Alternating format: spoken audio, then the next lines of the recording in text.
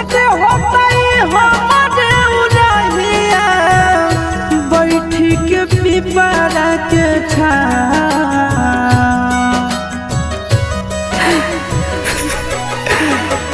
देखते होता हमारे उड़हिया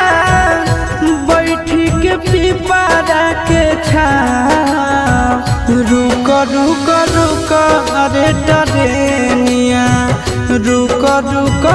रुक रे टरेनिया ले ले चल जनुआ के गाँव रुक रुक